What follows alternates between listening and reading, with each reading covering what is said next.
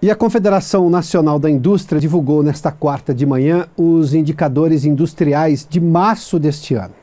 No comparativo com fevereiro, houve crescimento do faturamento das empresas e da ocupação da capacidade instalada. Mas, por outro lado, uma queda no nível de emprego e das horas trabalhadas. O cenário de incerteza mostra alguns aspectos interessantes do comportamento do empresário nesse momento ainda de crise. Vamos dar uma olhadinha nos números, olha. Na verdade, o que a gente pode chamar aqui de um emaranhado de índices aqui, apurados pela CNI, pela Confederação Nacional da Indústria. Tudo relativo a março, então, portanto, a gente está fazendo um comparativo com o mês anterior de fevereiro. Vamos dar uma olhadinha aqui, e são dois os índices que valem muito a gente prestar atenção. O faturamento real, esse é um fato, cresceu 2,4%, e o emprego que caiu 0,2%. Ou seja, são índices que percentualmente eles são bem diferentes, mas a diferença maior que chama atenção são os sentidos opostos. O emprego cai, ou seja, a geração de emprego cai, mais demissões que contratações, mas o faturamento real cresce. Como é que eu estou crescendo o faturamento com menos gente trabalhando? Aquela lógica de retomada da economia, que normalmente a gente diz assim, né? Bom, a economia retomou, eu tenho mais demanda, contrato mais, produzo mais, faturo mais. Não se aplica aqui porque o empresário, ainda digamos mais conservador e preocupado com o momento de incerteza, de instabilidade econômica ainda, não teve ainda uma sequência de crescimento, ele está aqui, segundo os economistas da Confederação Nacional da Indústria, aqui é venda de estoque. Ele não produziu mais, ele não gerou mais emprego, ele vendeu mais o estoque dele. Isso daqui, de alguma forma, justifica o faturamento real em crescimento de 2,4%, mas mesmo assim com emprego menor, ou seja, com as demissões. Vamos para os índices agora, os outros índices que nós temos aqui. Horas trabalhadas na produção, caiu 0,7%, ou seja, menos gente trabalhando. E a massa salarial real cresceu 0,4%. É outra coisa que parece muito interessante, são também sentidos opostos aqui, né? Eu tenho uma queda nas horas trabalhadas na produção, mas eu tenho uma massa salarial real de crescimento. Se trabalhou menos, como é que aumentou a massa real? Ou seja, o valor pago em salários aos trabalhadores. Trabalhou menos, em algum momento eu tenho trabalhadores aqui que estão aumentando a sua produtividade. Ou o uso de equipamento melhor, de máquinas melhores, que aumentou a produtividade da indústria. E a massa salarial real cresceu, apesar do desemprego, do emprego em queda. Qual seria a justificativa para isso? De novo, aqui é uma análise muito ainda de momento. O momento diz o seguinte: eu posso ter aqui, por causa das demissões, uma série de indenizações trabalhistas que fez aumentar o valor da massa salarial real.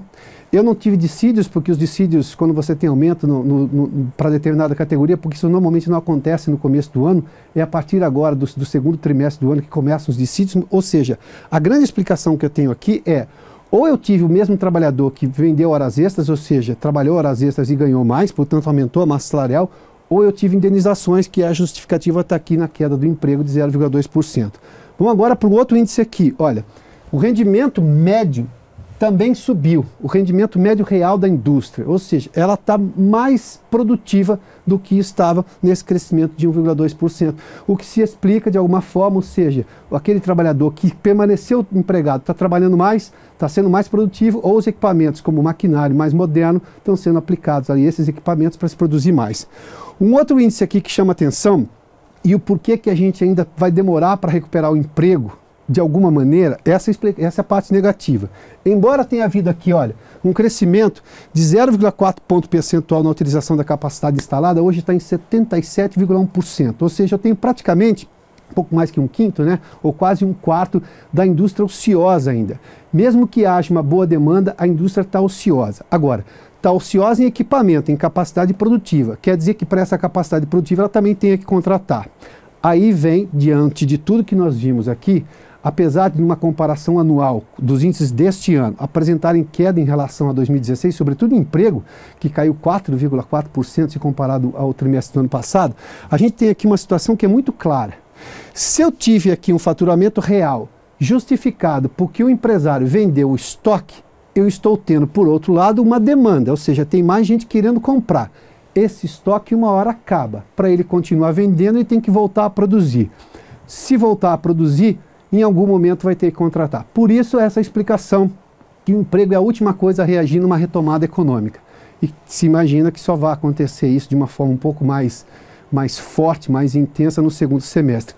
Embora a gente tenha noticiado aqui no cenário econômico ontem que os setores ligados à exportação, empresas que estão buscando mercado fora do país, já estão mostrando contratação e crescimento industrial, crescimento de vendas, crescimento econômico nesse primeiro semestre já, ou seja, já no começo deste ano, ou seja, já estão retomando a economia por si próprias porque estão olhando para o mercado fora, porque no mercado interno nós ainda temos um alto endividamento, um crédito muito caro e muita gente desempregada. A gente falava desse número também ontem aqui, acima de 14 milhões de pessoas.